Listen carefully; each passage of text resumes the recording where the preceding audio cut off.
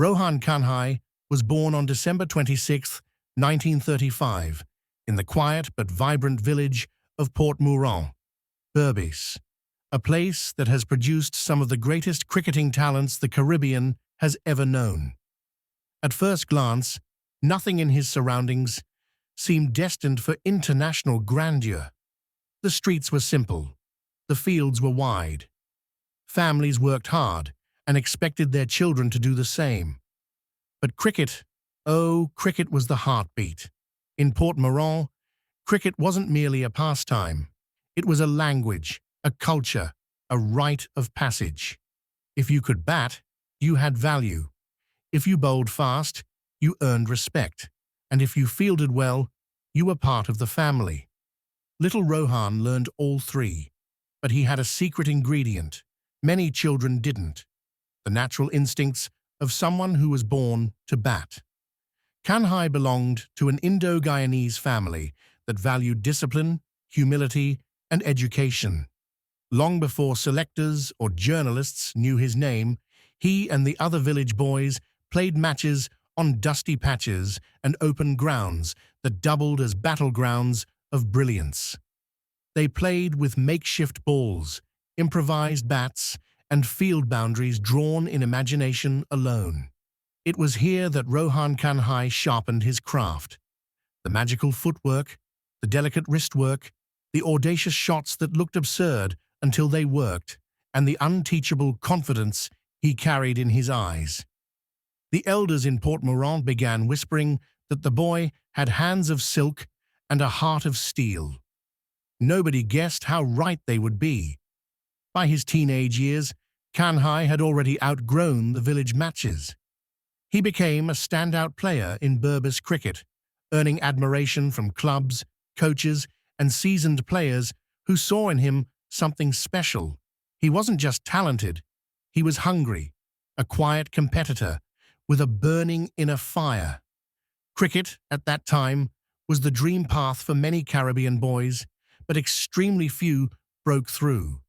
Yet Rohan Kanhai did not merely break through, he sprinted straight into the heart of West Indies cricket. Rise to international glory. Rohan Kanhai's entry into international cricket felt like a change in the wind for West Indies cricket. He made his Test debut in 1957, at a time when the Caribbean team was still forming its identity. The great George Headley had already written his chapter. The legendary Weeks, Sobers, Walcott, and Worrell had already carved their initials into cricket's granite walls.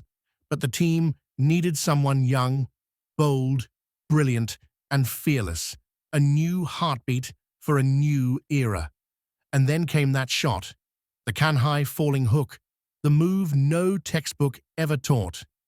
He would lean back, falling away, head tilted, body arched like a bow, and still send the ball screaming through fine leg. Modern fans might associate innovation with Peterson's switch hits or A.B. de Villiers' 360-degree madness. But long before them, there was Rohan Kanhai inventing creativity with bare hands and raw courage. Cricket fans didn't merely watch him. They followed him. They copied him. They adored him. He grew into a central pillar of the West Indies batting lineup. His partnerships with Sobers became the stuff of folklore.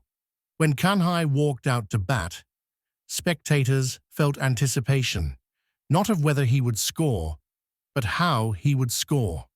He made the unusual seem normal. He had the rare ability to lift a nation's spirits with a single stroke. The world tours and the crowds that loved him. By the 1960s, Kanhai had become a global star. Everywhere the West Indies toured, England, India, Australia, Pakistan, New Zealand, crowds came to adore the man from Guyana. His flair represented Caribbean spirit, creative, resilient, unapologetically proud. One of his most iconic innings came on the 1963 tour of England when he made a majestic 77 in the second innings at the Oval.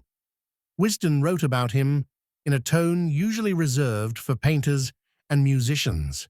This was not just batting, it was art. Then came 1966 in India, where he produced a masterpiece, 256 runs in Calcutta, an innings that is still spoken of with awe. His ability to bat for long hours on difficult pitches made him a feared opponent. Captaincy and leadership.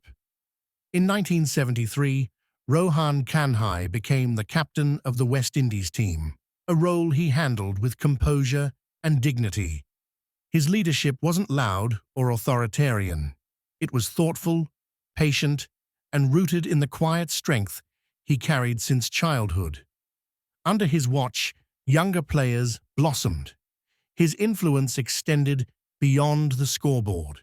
He taught West Indies cricket how to play with pride, how to fight with intelligence, and how to carry themselves with class. The World Cup champion. One of the most iconic chapters of his career came in 1975, during the first ever Cricket World Cup. Though nearing the end of his career, Kanhai played a crucial innings in the final against Australia, steadying the ship with 55 runs at Lord's. That knock was overshadowed by Clive Lloyd's brilliance, but anyone who understood cricket knew the truth. Rohan Kanhai anchored the innings that delivered the West Indies their first World Cup victory. It was a poetic full circle. The boy from Port Mourant standing victorious on the balcony of Lord's, holding the world at his feet. Kanhai retired from international cricket with over 6,000 test runs, dozens of unforgettable innings, countless admirers, and a reputation sealed in history's highest vaults. Personal life.